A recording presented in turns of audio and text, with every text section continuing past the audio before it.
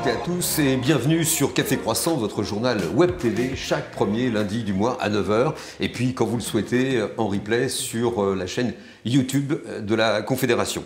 Ce mois-ci, deux grands rendez-vous. D'abord à l'affiche, le pain, la fête du pain, c'est la 25e édition. Du 16 au 22 mai, partout en France, et aussi la finale du concours de la meilleure baguette de tradition française qui se tiendra à Paris du 16 au 18 mai. Pour parler de cette 25e fête du pain, nous accueillons sur ce plateau de Café Croissant Xavier Bordet, qui est le président de la commission et information de la Confédération. Bonjour Xavier. Bonjour. Bonjour Jean-Paul. Alors, vous êtes venu, je le sais, tout spécialement d'Auvergne, votre belle région d'Auvergne, où bien sûr on va fêter le pain comme partout en France, du 16 donc au 22 mai, c'est ça? Bien sûr, voilà, on va fêter la fête du pain pour honorer notre saint patron, et voilà, Saint-Honoré. Voilà, tout à fait, on est bien. Voilà, Saint-Honoré qui est le saint patron des boulangers. Donc c'est l'occasion à ce moment-là de créer un événement autour de notre produit emblématique, le pain. Mais pas seulement le pain, toute la viennoiserie et toute la pâtisserie boulangère, parce que les artisans boulangers ont une belle gamme de produits qui montent en qualité. Et le thème ne nous a pas échappé, les savoir-faire artisanaux. En tous les cas, vous avez choisi, vous avez trouvé en tous les cas un beau slogan cette année. Il y a de la vie en boulangerie, c'est bien ce que vous exprimez, non? C'est ça, j'espère vous le transmettre aujourd'hui, vous donner envie de venir faire la fête du pain avec tous vos artisans boulangers sur le département. Mais oui, il y a de la vie parce qu'au jour d'aujourd'hui, quand vous allez chez votre artisan boulanger, vous y allez tous les jours pour votre pain, pour le petit déjeuner, pour un aspect nutritionnel qu'on est capable de vous amener.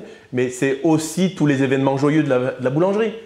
Vous y allez pour l'anniversaire, pour vos anniversaires de mariage, pour les cérémonies. Donc voilà, le boulanger est vraiment culturellement, on revient à cette candidature, la culture est vraiment culturellement, le boulanger de chaque personne, je ne sais pas si on peut dire, de notre territoire. On est au plus proche de tous nos clients qui sont, si je puis dire, partie de notre famille. Alors justement, cette fête du pain, c'est aussi l'occasion, Xavier, de fêter les 2 ans du label et de la marque Boulanger de France, lancée à l'initiative de la Confédération. Comment ça va, Boulanger de France, cette marque, ce label? Vous me faites plaisir de parler de ça, parce que c'est vrai qu'on attendait ça depuis tellement longtemps. Et c'était vraiment un souhait de tous les artisans boulangers d'avoir de la reconnaissance. On en revient à la même chose. On sait le moins bien parler de nous. On sait faire un très beau produit, mais on a du mal à le communiquer.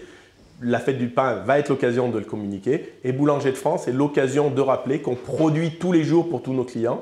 Ça va plutôt très bien, si je puis dire, pour Boulanger de France, parce que beaucoup de clients sont très contents de retrouver ces valeurs-là, c'est-à-dire un boulanger qui fabrique tous ses produits vraiment dans la culture, dans la culture boulangère pure.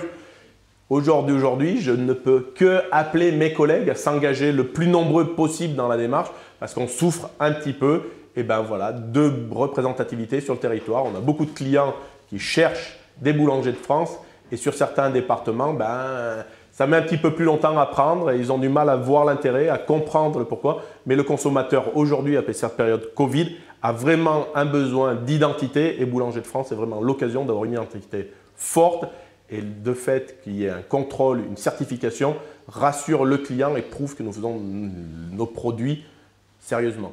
Alors Xavier, pour illustrer vos propos, nous sommes justement allés rencontrer Clément Buisson dans sa boulangerie parisienne La Pompadour.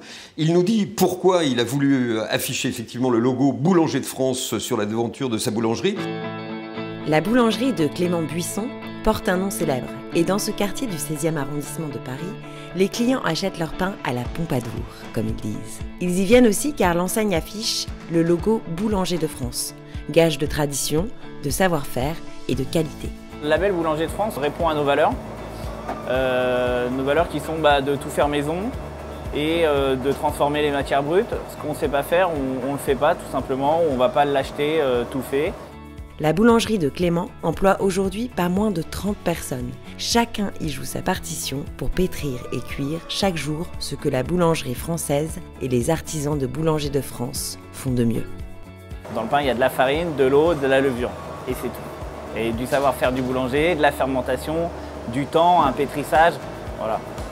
Et ça, c'est la base de notre métier. Alors, retour sur le plateau de Café Croissant avec Pascal Barillon. Bonjour Pascal Barillon. Bonjour.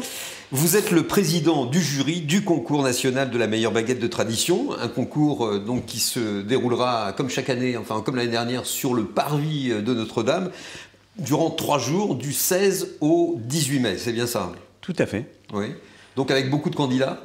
Beaucoup de candidats, un candidat par région, puis pour les grandes régions, évidemment, 2 candidats. Il faut garder quand même l'équité du territoire, et puis bien sûr les Outre-mer, sur le parvis de Notre-Dame, un lieu symbolique, le kilomètre zéro. D'accord. Donc ça fait quoi? Une vingtaine, une 16, 20 candidats? Une vingtaine de candidats. Une vingtaine de candidats. C'est difficile quand on est président d'un jury comme le vôtre de choisir quand même sur des éléments qui sont gustatifs, visuels. Voilà, comment vous faites? Donc mon rôle, c'est de garder. Mon rôle, il est simple, c'est de garder une équité, parce qu'il faut avoir une équité entre les candidats. Ils ont la même farine, le même sel, la même levure, donc ils ont les mêmes ingrédients. Et durant ces 2 jours de qualification, il faut qu'ils aient les mêmes conditions de travail pour fabriquer et être qualifiés pour le mercredi pour la finale. Donc moi, c'est garder l'équité des candidats. Mais bon, c'est tous des professionnels. La majeure partie, des fois, se connaissent et tout. Donc on peut dire qu'il y a une bonne ambiance, mais malgré tout, c'est une compétition. D'accord, vous avez été tenté parfois d'avoir 2 ex-aequo, non? Ça ne s'est jamais fait? Ça ne s'est jamais produit? Non, jusqu'à présent, on n'a jamais eu de 2 ex-aequo. Des fois, il y a très peu d'écart, mais jusque-là, il n'y a jamais eu d'ex-aequo. Alors justement, comment vous faites pour sélectionner le meilleur? Alors, pour ce qui est de ma part, moi, je note, on peut dire, les pénalités, parce qu'il y a un poids, il y a le sel, tout ça à respecter. Mais par contre, je note pas sur les candidats, je note pas sur l'aspect, le goût. Ça, c'est le jury. Moi, je peux pas noter parce que je sais qui a telle baguette, donc j'ai pas le droit de noter. Une intégrité absolue du président. Tout à fait, c'est normal, parce que sinon, on peut pas être jugé parti. Oui, donc pas de cas de conscience. Voilà. Ah, d'accord. Bon, écoutez, Pascal Barillon, je vous propose que nous nous rendions chez l'un des concurrents qui disputera cette finale et dont vous jugerez donc la qualité de la baguette de tradition. Il s'agit de Michael Périchon, qui est installé à Sens, dans l'Yonne. La façade de briques rouges de la boulangerie de Michael Périchon affiche les valeurs de la maison. Celles de la tradition, de la transmission et du travail bien fait. Michael est l'un des finalistes du concours national et après avoir remporté toutes les présélections, pour lui, tout se jouera sur le savoir-faire. Ça va être que les meilleurs qui sont rassemblés à Paris et après il y a des locaux qu'on ne connaît pas, des matières premières qu'on ne connaît pas. Mais oui, le but c'est quand même de gagner, on verra bien. Tout devra être maîtrisé sur ce parvis de Notre-Dame à Paris, jusqu'à la météo. L'humidité de l'air, presque une science du bon pain. Une croûte fine, une mie grasse, alvéolée, couleur, crème, avec une belle cuisson. Alors si j'arrive à faire tout ça à Paris, ça devrait aller. Alors, disputer ces concours prestigieux et approcher de l'excellence, eh bien, c'est aussi le rêve souvent caressé par beaucoup de jeunes apprentis, auquel notre reporter Cynthia a tendu son micro au salon européen qui se tenait fin mars à Paris. Alors moi, c'est un peu comme une reconversion. Donc à la base, j'ai fait des études en cuisine et j'ai voulu approfondir parce que je voulais apprendre quelque chose en plus. Et j'ai choisi la boulangerie parce que j'ai toujours aimé ce milieu. Et durant ma première année d'apprentissage, ça a été une révélation et j'ai décidé d'en faire mon métier. Ça remonte déjà à un souvenir d'enfance où je baignais déjà dedans. Et après, j'étais allée au lycée. J'ai eu un bac, mais ça ne m'a pas du tout plu. Du coup, je suis partie en boulangerie, mon premier amour, entre guillemets. Et j'ai fait un CAP, un BP, et puis me voilà en maîtrise. Et dans tous les cas, c'est des bonnes expériences, il y a des bonnes valeurs dans ce métier. Et il y a forcément quelque chose à retirer d'une expérience en boulangerie-pâtisserie. Et il ne faut pas avoir peur de vouloir faire ce qu'on aime. Et on accueille maintenant Delphine Meau, la nouvelle directrice juridique de la Confédération. Bonjour Delphine Meau. Bonjour monsieur. Vous venez de succéder à Jean-Louis Mac, qui en souhaite encore une bonne retraite, une heureuse retraite, voilà, bien méritée après 38 ans passés à la Confédération. Alors, on le sait, Delphine Meau, le juridique, le réglementaire, le législatif, c'est souvent, et pour beaucoup, disons-le, un peu rébarbatif quand même. Voilà, c'est pourtant un domaine essentiel. Être bien informé, c'est capital, et vous allez être en quelque sorte la nouvelle vigie du réglementaire à la Confédération, c'est ça?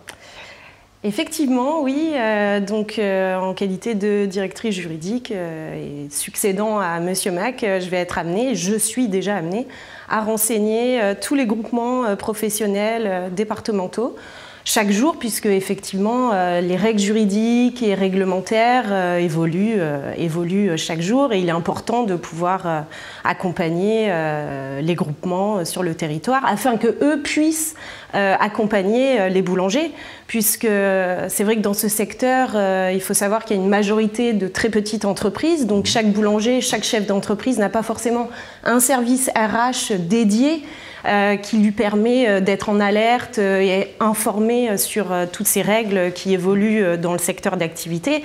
Donc effectivement, il y a un intérêt, je pense, particulier d'adhérer à un groupement professionnel en qualité de chef d'entreprise pour être informé en temps et en heure sur toutes les évolutions du secteur. Vous venez de dire que les textes évoluent et de plus en plus rapidement, et nous allons justement profiter de l'occasion pour parler actualité.